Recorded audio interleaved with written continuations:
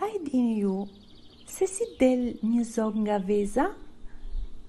Do t'ju shpjegoj unë tani. Fillimisht, zogthi hap një vrim të vogël në lëvozhgën e vezës. Pastaj vazhdon me një sër vrimash të tjera, të cilat krijojnë një vijë të tërë. Lëvozhga qahet dhe hapet. Pastaj, një zog i vogël i njom del në dritë. Dhe pasi veza është hapur plotësisht, vogëlushi është gati të zbuloj botën. Por, si ndodh që brenda vezës, një zog i vogël të arrit të çajë vezën? Do t'ju shpjegoj unë tani. Brenda në vezë, zogu të vogël i del një dhëmb i vogël të sqepi. Kur vjen koha për të dalë nga veza, zogu i vogël përdor dhëmbin për të çarë lëvozhgën e vezës dhe për të dalë jashtë. Pse zogjt janë kaq të veçantë? Zogjt nuk janë të vetmit me krah. Nuk janë të vetmit që depozitojnë vezë ose që kanë sqep, por janë të vetmet krijesa në botë që kanë pupla.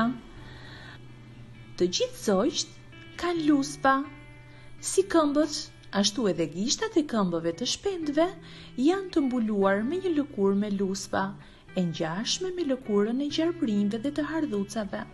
Ja pra, pse nuk ndodh të shihni shpend që mbathin çorape dhe këpucë, por luspat nuk mbarojnë këtu.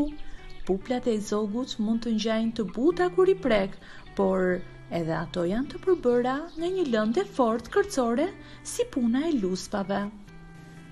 Zogjt kanë pupla të gjata te bishti, flatra të lëmuara, pupla në trup dhe pupla të brendshme pushatake. Puplat e brendshme janë më të ngrohta se sa një peliçe. Ato shërbejnë si të brendshme prej leshi për zogjt. Puplat përdoren derisa ato konsumohen. Prandaj, shpendët i ndërrojnë çdo vit. Dhe teksa bien të vjetrat, në vend të tyre dalin pupla të reja. Ky proces quhet procesi i ndërrimit të puplave. Pendët e zogjve kanë ngjyra të shumëllojshme, kanë ngjyra aq të bukura sa të mahnisin me bukurinë e tyre. A e dini gjithashtu se zogjt luajnë një rol shumë të madh në natyrë? A e dini se zogjt ndihmojnë në shtimin e bimëve, luleve dhe pemëve? A e dini se ato shkatërrojnë insektet e dëmshme dhe shpërndajnë farat e luleve të cilat mbinë dhe bëhen bimë të reja? Prandaj, ne duhet i ruajmë dhe t'i duam shumë zogjt.